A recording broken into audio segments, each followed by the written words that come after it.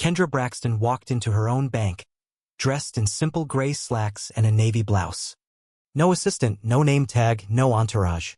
Just her keys in one hand and a plain leather wallet in the other. She didn't want to be recognized. That was the point. At 46, Kendra had learned a lot about people and places when no one knew who she was. And today she wanted to learn. The Monarch Federal branch off Speedway Boulevard in Tucson, Arizona was quiet. Fluorescent lights buzzed gently overhead. A few customers waited patiently, thumbing through phones or scribbling on deposit slips.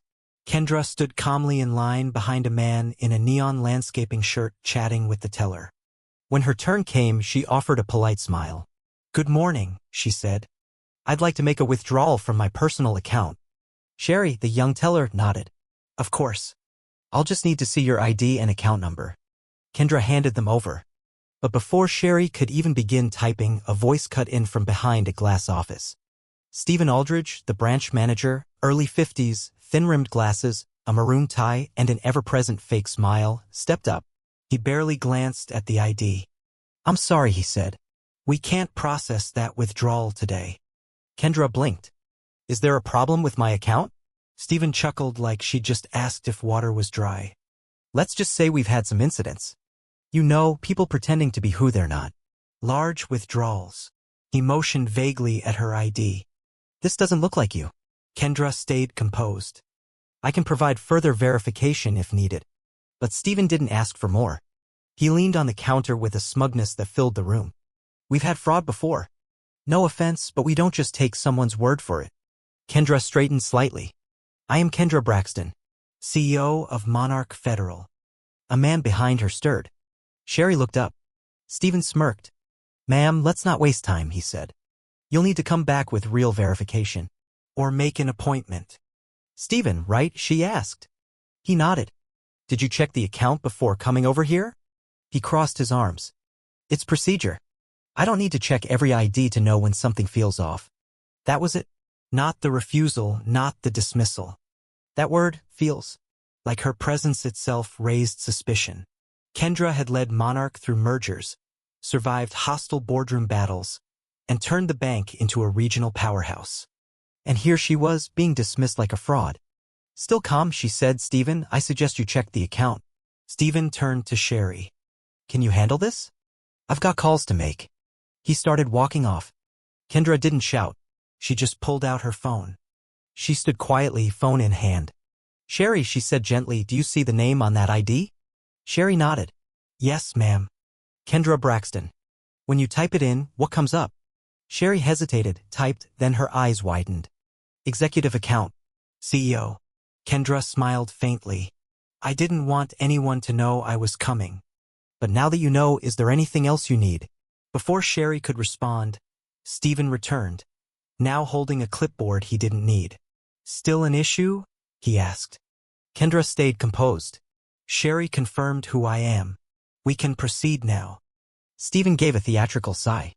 "Look, lady." "Miss Braxton," Sherry interrupted. Stephen blinked. "She's the CEO," Sherry added. Stephen twitched, then hardened. "So now we're letting people play dress-up? No assistant. No warning. Dressed like it's grocery day? And we're supposed to believe this?" You could hear pens stop. Phones slide away. Kendra simply looked at him. "I didn't realize I needed your approval to access my funds," she replied. "It's not about clothes. It's about protocol." "No," she said. "It's about your refusal to verify before assuming." Stephen turned to the team. "Someone get this woman out before she causes a scene." Corey, a teller in his 30s, stood from his desk but didn't move. He looked at Kendra. "Wait a second," he said. "Kendra Braxton. She gave that Phoenix conference speech. Ethical banking. That's her." Stephen's brain took a second to catch up. Kendra stepped forward, calm but with power.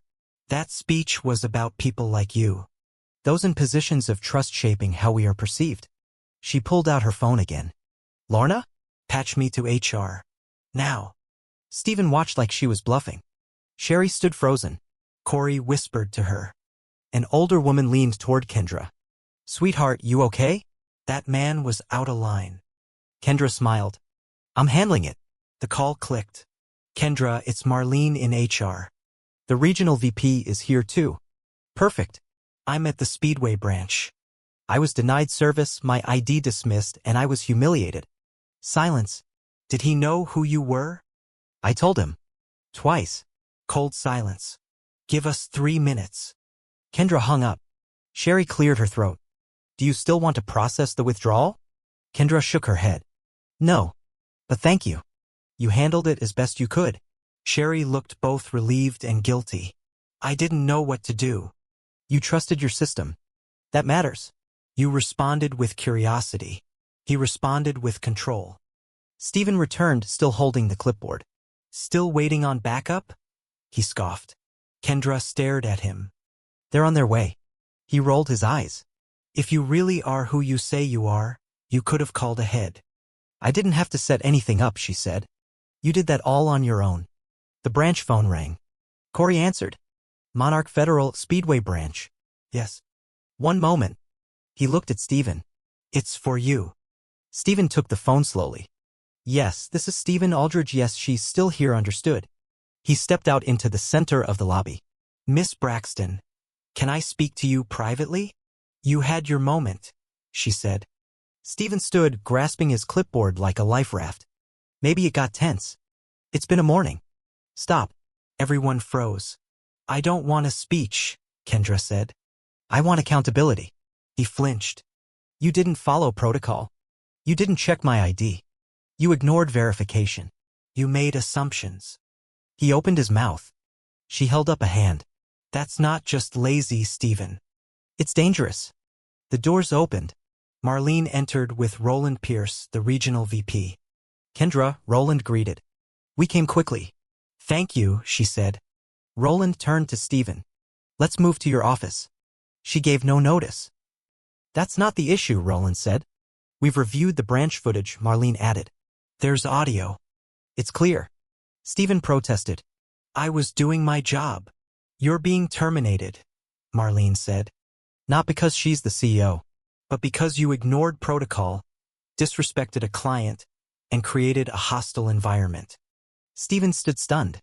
Kendra stepped forward. I could have fired you quietly, but I wanted you to understand why. She gestured to the lobby. These people watched you assume I didn't belong. That stain doesn't wash off.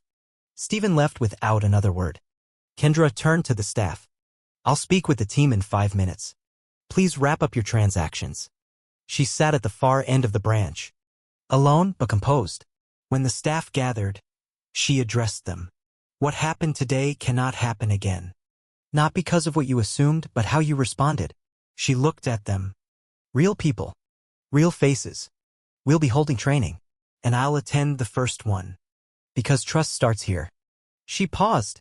It's not about who you think someone is. It's about how you treat everyone. Later, before she left, she spoke over the intercom. Hi. This is Kendra Braxton. Thank you for your professionalism today. If you have a moment, please meet me in the lobby. The staff returned. Curious. Watching. Today could have been a bad memory. But it matters. You saw truth. And the real truth is how you responded. She scanned the room. Leadership is how we act when no one is watching. And sometimes it means doing the hard thing in public. She ended with a smile. I'll be visiting more branches. Maybe not in a suit. Maybe just like this. If you ever feel unsure, ask yourself, would I treat this person the same if they walked into a boardroom tomorrow and made decisions about my job? If the answer is no, then it's the wrong way to treat them. With that, Kendra nodded, picked up her purse, and walked out. No fanfare, no flash, just a quiet reminder of what true leadership looks like when the titles are gone and the truth stands alone.